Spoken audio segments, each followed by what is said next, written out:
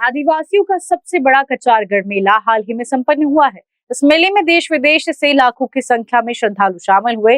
5 दिन चलने वाला ये मेला हर वर्ष माघ की पूर्णिमा के 2-3 दिन पहले से शुरू होता है और माघ पूर्णिमा को विशेष पूजा की जाती है।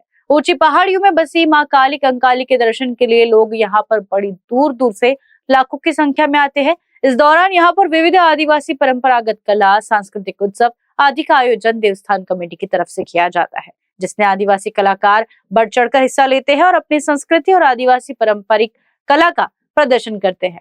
वर्ष 2026 में संपन्न हुए कचारगढ़ मेले में कलाकारों के साथ साथ आदिवासी विभाग से जुड़ी अनेक हस्तियां आई, जिनमें आदिवासी विकास मंत्री अशोक उइके, विधायक संजय पुराम, राज्य मंत्री पंकज भोयर, पूर्व मंत्री, पूर्व सांसद, विधायक आदि का समावेश रहा। प्रस्तुत है कुछ झलकियां और संस्था के अध्यक्ष दुर्गा प्रसाद कुकड़े का साक्षात्कार। प्रस्तुत है वीडियो जर्नलिस्ट राहुल मड़ावी के साथ हमारे विशेष प्रतिनिधि राकेश यादव की रिपोर्ट। हमारी टीम इस वक्त कचारगढ़ में है और कचारगढ़ समिति के अध्यक्ष जो है संचालक मंडल के अध्यक्ष श्री दुर्गा लक्ष्मण राव कुकड़े जी उनसे चर्चा करते हैं कि जो इस वर्ष 2026 का जो कचारगढ़ का मेला है, इसमें कितने भाविक यहाँ पधारे, कैसे आए, यहाँ की व्यवस्था कैसी हुई और यहाँ पर अभी कितने लोग आ रहे हैं और उनके रहने खाने की व्यवस्था, उनके ठहरने की व्यवस्था किस तरीके से की है। सर, आपका हमारे चैनल पर स्वागत है। जो यहाँ पर कचारगढ़ का मेला जो हर साल बढ़ता है, इस वर्ष भी है और आज बहुत ही काफ़ी बड़ी संख्या में लोग पहुँचे हैं। पूर्णिमा का अवसर है, तो सर यहाँ पर जो लोग आए हैं, कितने लोग अभी तक आ चुके होंगे आपके अंदाज से, और यहाँ की व्यवस्था आप लोगों ने कैसे किस तरीके से की है?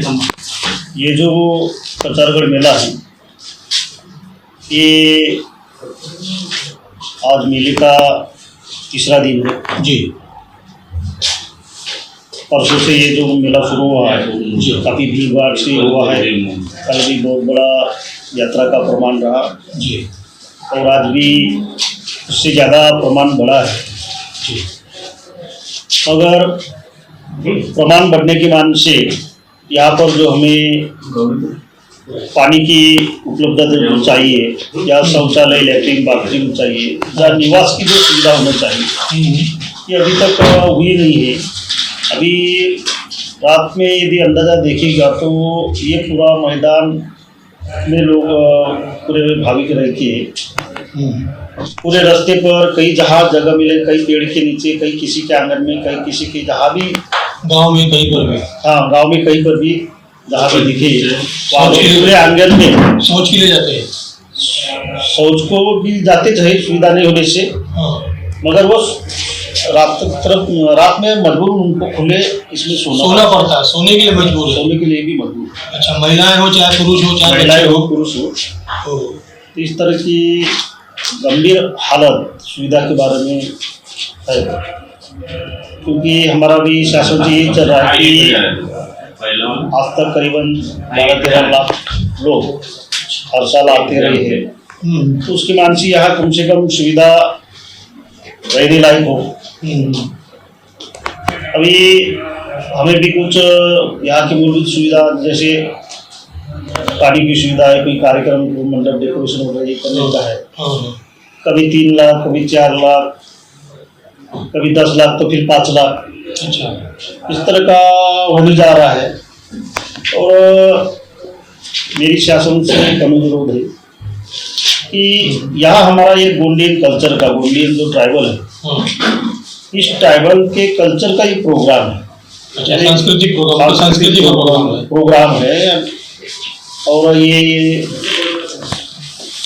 हमारे गोंडियन जो पेन बोलते हैं, उनका एक महापूजा का, अच्छा, जिसे ग्रामीण भाग में माया पूजा भी बोलते हैं, तो एक दिन इस पूजा का एक कार्यक्रम है।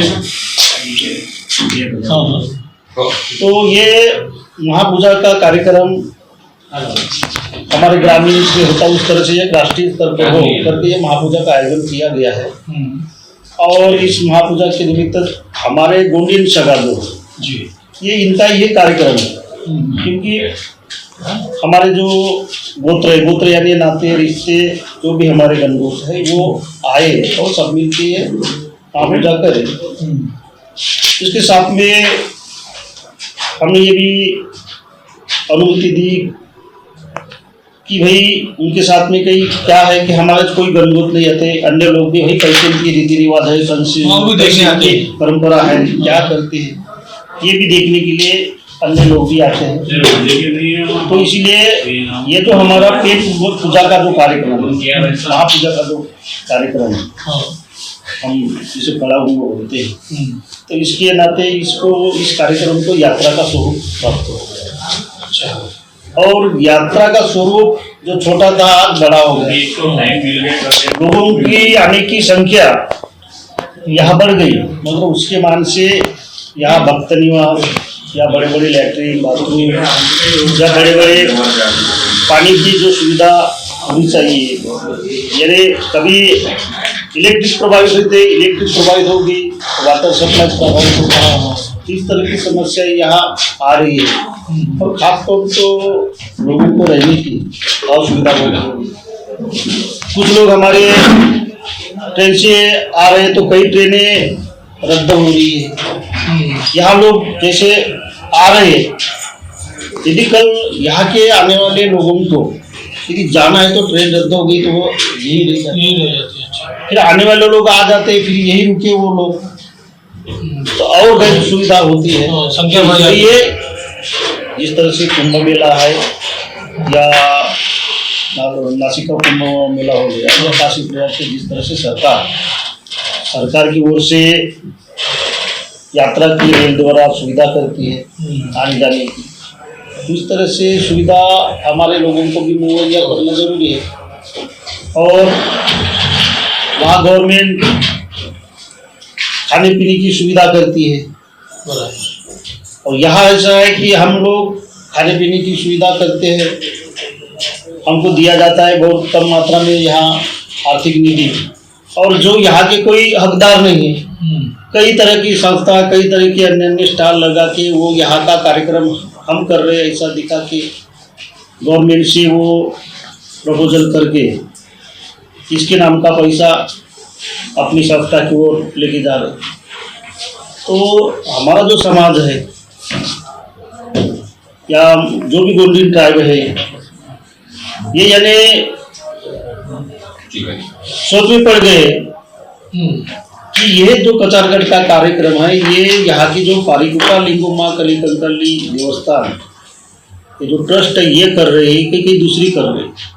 अच्छा, यहाँ का मुख्य जो रूप से हाँ ट्रस्ट है वो कौन सा है? लोग कंफ्यूज हो रहे, भ्रमित हो रहे। तो वो कौन सा है, ओरिजिनल कौन सा है, ऐसा कुछ बताना चाहते हैं कि आपकी मतलब ये जो यहाँ के जो हकदार है, ये जो कार्यक्रम का आयोजन ही पारिकुटा लिंगो माँ कली कंकाली देवस्थान प्रतापगढ़ धनेगा, जिसका रजिस्टर्ड नंबर पंजीयन क्रमांक 264 है, वही संस्था शुरू से इस कार्यक्रम को अपनाती आई है, जिसके अध्यक्ष आप हैं अभी? जिसके अध्यक्ष मैं हूँ। अच्छा, तो ये जो अन्य संस्था का यहाँ काम क्या होता है, सिर्फ यहाँ हम लोगों को क्या पानी की सुविधा कर सकते हैं या और क्या सुविधा दे सकते हैं, ना कि हमारे ट्रस्ट के बराबर कई अन्य कार्यक्रम का आयोजन करना, किसी अन्य इसको बुलाना। धार्मिक कार्यक्रम सारे यही होते हैं, सारे हमारे जो हमारी परंपरा के। अच्छा, तो आपका कहना क्या है कि जो आपकी जो संस्था है ये पार लिंगो माँ काली कंकाली देवस्थान कचारगढ़, कुछ अधिकार छीने जा रहे हैं क्या, कि आपको कुछ अधिकारों से वंचित रखा जा रहा है? ऐसा तो लग रहा है कि यहाँ की जो सुविधा जो मुहैया करना, या फारस की जन्म की अड़चने, या यहाँ की जो जमीन की अड़चने, या जो जिस तरह से हमें जो अधिकार मिलना चाहिए वो अभी तक मिले नहीं। कई हमें महाराष्ट्र के उदाहरण देखते हैं, तो वहाँ के डेवलपमेंट का जो फंड है उनके ट्रस्ट में जमा होता है, तो ट्रस्ट के माध्यम से करते हैं। और यहाँ ऐसा है कि यहाँ जो काम होते हैं वो कौन से काम किस डिपार्टमेंट से है, कौन से फंड से, ये भी पता नहीं लगता। मतलब कुछ भेदभाव और ऐसा आरोप लगा रहे हैं। तो इस तरह से यानी जो अधिकार हमें चाहिए वो नहीं मिल रही। अच्छा, और जब बाकी तीर्थ स्थलों में, बाकी यदि ट्रस्ट में यदि वहाँ के कचारगढ़ के यानी वहाँ के देवस्थान का ट्रस्ट का विकास यदि उनका पैसा यदि उनके फंड से जाता है, और वो अपने इससे जिस तरह से उनको जो भी काम करना है, जो भी सुविधा इंतजाम करना है वो करता है। उस तरह के अधिकार यहाँ मिलना चाहिए। अच्छा, ऐसी आपकी मांग है? हमारी इस तरह से मांग है कचारगढ़ में भी हमें उपलब्ध। और जो यहाँ पर आदिवासी संस्कृति का जो यहाँ पर आयोजन होता है, कोई किसी भी तरीके से जो स्टेज जो बना है वहाँ पर जो आदिवासी संस्कृति का नृत्य है या परंपरागत जो भी संस्कृति का कार्यक्रम जो होते हैं, वो कलाकार आप कहाँ से मंगाते हैं, कहाँ से आते हैं कलाकार? वो सब आदिवासी कलाकार हैं या अन्य भाषा के भी है? नहीं, यहाँ जो आने वाले जो कलाकार जो है जी, जैसे 15-16 स्टेट के जो लोग जी, वह मैंने इसके पहले भी बोला है कि हमारे पूरे गोंडवाना लैंड के जो भी लोग हैं हमारे गोंडी कल्चर के, वो अपने पेड़ को पूजने के लिए, बड़ा देव को मानने के लिए वो यहाँ आते हैं। वो आते हैं दाई कली काली के दर्शन के लिए यहाँ आते हैं। और इसलिए वो जहाँ भी उस परिसर में गोंडियन कल्चर है वो कल्चर को यहाँ प्रदर्शित करने के लिए आते हैं। अच्छा, इस तरह से हमारा पूरा Gondian culture all India level में जो चल रहा है उसका दर्शन यहाँ होता है। और हम कोई उनको बुलाते नहीं जी, वो खुद ही वहाँ का हमारा जो कल्चर चल रहा है वो अपनी कल्चर का ही प्रचार प्रसार वही उसको प्रदर्शित करने के लिए यहाँ आते हैं। तो उन्हें कुछ सहयोग किया जाता है आपकी संस्था की तरफ से, सरकार की तरफ से? सरकार की तरफ से उनका कोई सहयोग नहीं है, और जो सहयोग जिस मात्रा में होना चाहिए, जैसे सरकार कई कार्यक्रम का आयोजन करती है तो उनको आने जाने के लिए बहुत बड़ी मात्रा में उनको एक सांस्कृतिक विभाग है या जो भी उनका जैसे हमारा ट्राइबल विभाग है वो सहायता।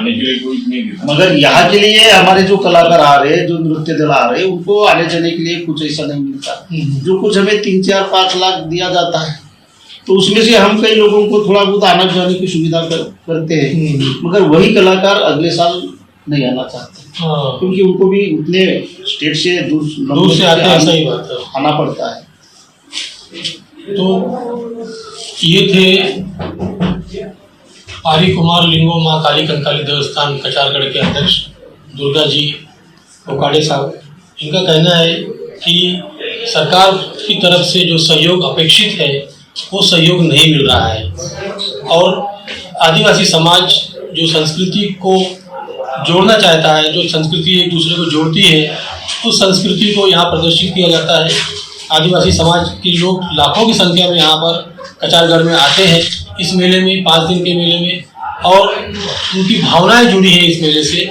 इसलिए इनका कहना है कि उनको सुविधा मिले, सरकार ऐसी व्यवस्था करे कि वो यहाँ आने के बाद उन्हें कोई परेशानी ना हो, जब वो अपने स्टेट, अपने राज्य में, अपने प्रदेश में, अपने शहर में वापस जाएं तो वहाँ जाकर ये कहें कि यहाँ पर बहुत अच्छी व्यवस्था महाराष्ट्र गवर्नमेंट आदिवासी विभाग ने किया, ऐसी तारीफ करें। और उम्मीद करते हैं कि आने वाले समय में आने वाले यात्रियों को कचारगढ़ में बहुत अच्छी सुविधा मिलेगी, सरकार इसका पूरा ध्यान रखेगी। वीडियो जर्नलिस्ट राहुल मड़ावी के साथ मैं राकेश यादव, कचारगढ़, गोंदिया।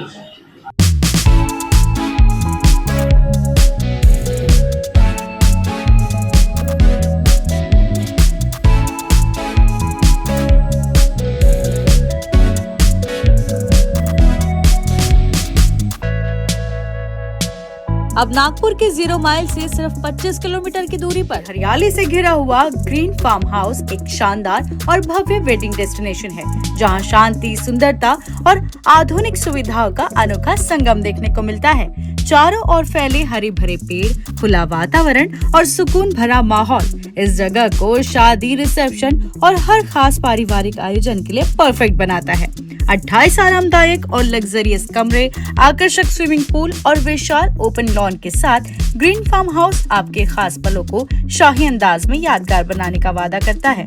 इनका पता है Umred road, Champa, Nagpur. For more details contact them on 9158111786 and 9552634 530।